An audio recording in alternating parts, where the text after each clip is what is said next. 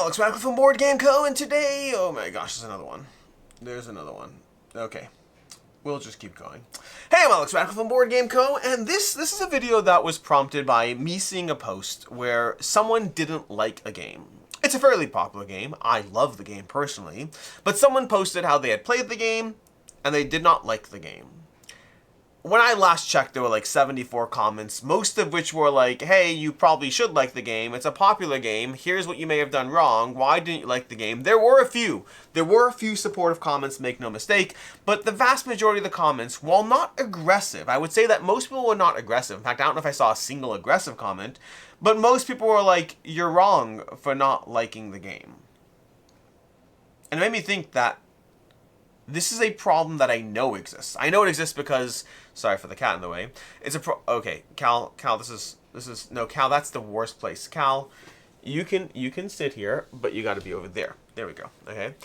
So this is a problem that I certainly know exists because, especially as a reviewer, when I don't like a game that's popular, you usually get a lot of pushback. You definitely get support, by the way. There are gonna be people who feel heard and seen, like, wait, that reviewer also doesn't like the super popular game that everyone gives me grief for? Yay, I'm not alone. Which kind of reminds you that there's the problem.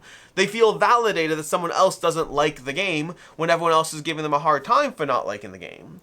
But a lot of comments will be about how you played it wrong. You didn't do this right. Well, you didn't even mention this aspect, and that means you probably did something wrong or it's invalidated. Or did you play it enough times? Did you play it with the right people? Did you play it with different groups? Whenever a reviewer or a reviewer group, if you're talking about like things like the Dice Tower, whenever a game is not liked, there's usually pushback on that. I see it on forum posts, I see it in written reviews, and I see it in video reviews. It's okay when people don't like a game that you like. We all have different opinions. Now, the reality is, I should always mention these things when I do the videos like this, is I recognize that I'm probably not talking to the majority of you. I think the majority of people just don't chip in when these things happen to begin with. The majority of people just don't necessarily engage or see. But when there are people who are engaging, there's usually a lot more people engaging about why don't you like that thing that you like. And we have to remember that we all have games that are incredibly popular, no matter who you are. It doesn't matter who you are, but if you are John, okay, or Stacy, could be anyone, John or Stacy, pick whatever name you want to go with, whoever you are, and think of a game that you love, that you've seen someone else, whether in a Facebook group or a reviewer, not like the game. And think how you, to a certain extent, there's a part of you that may have thought that they were wrong, that they played something wrong, that did something wrong. But then the flip side of that is think of a game that is incredibly popular that you didn't love, because that happens just as much. We all have games that are popular that we bounced off of. We all have games that everyone else seemed to love and we just didn't get it. And sometimes we just didn't get it a little bit. Oh, people love this game, I just thought it was okay.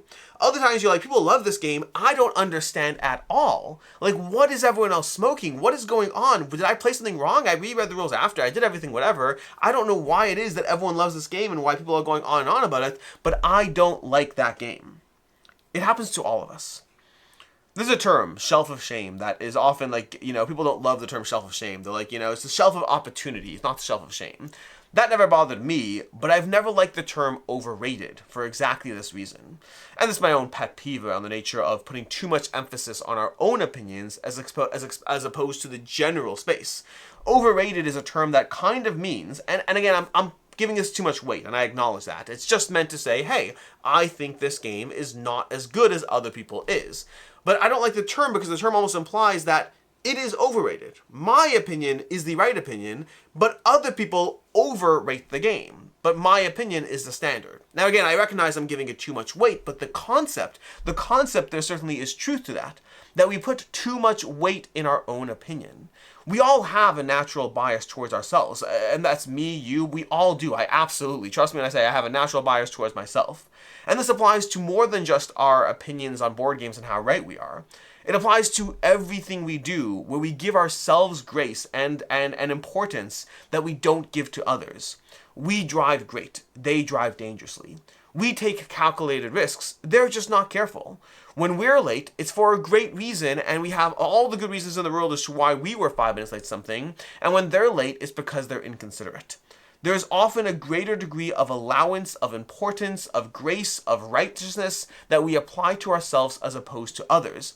And that it definitely happens with board games as well.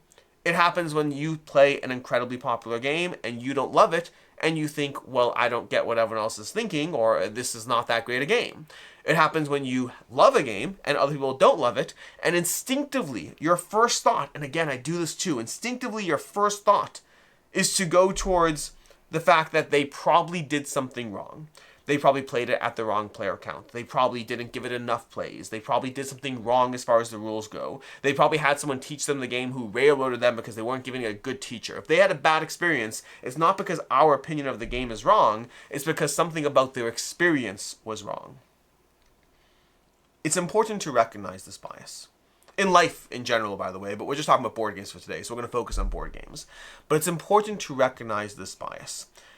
Not just because of recognizing biases that exist, but also because the board gaming space should be a welcoming space.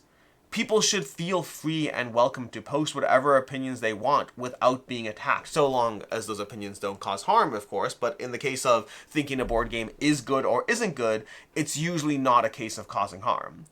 People should feel welcome to post those opinions without the fear of, well, other people are going to invalidate that opinion in some way, shape, or form. And I do want to do a random callback to a video I did a long time ago. I can't remember what the title was. I think it was something along the lines of "Don't yuck their yum" or something like that. I don't remember exactly. But I did a video once upon a time where kind of the reverse of this, where when people love a game, you don't have to jump in and tell them how much you didn't like it. If I post, by the way, I just played Terraforming Mars, it's such a great game, for you to jump in and be like, it's not that great, that's also not good.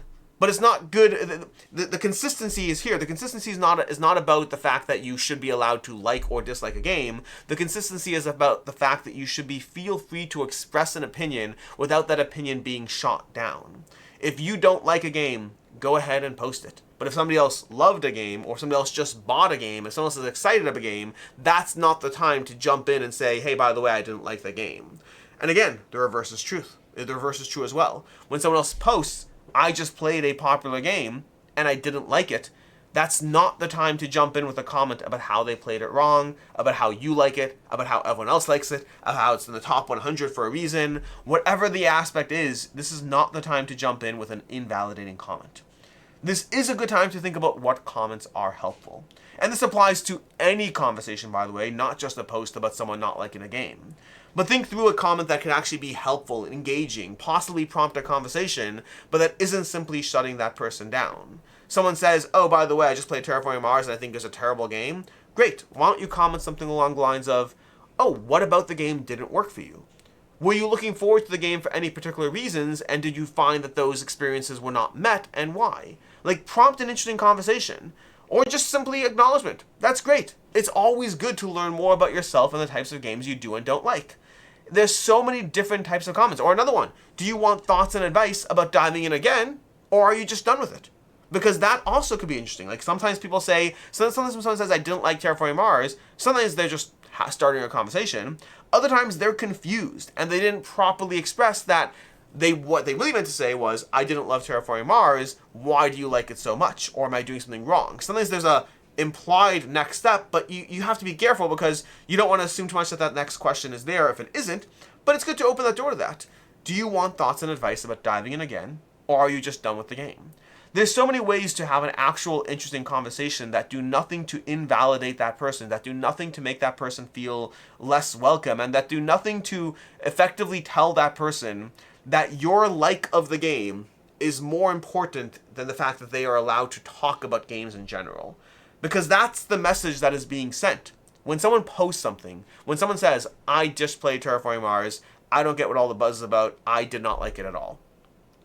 When your comment, or when the flood of comments, are overwhelmingly about how Terraforming Mars is incredibly popular, I don't know what you're missing, even though you didn't like it, obviously it works for everyone else, when the comments are just about that, what you're effectively telling the person is that the acceptance of Terraforming Mars as a great game is more important than the acceptance of the experience that they had. And I think that's a shame.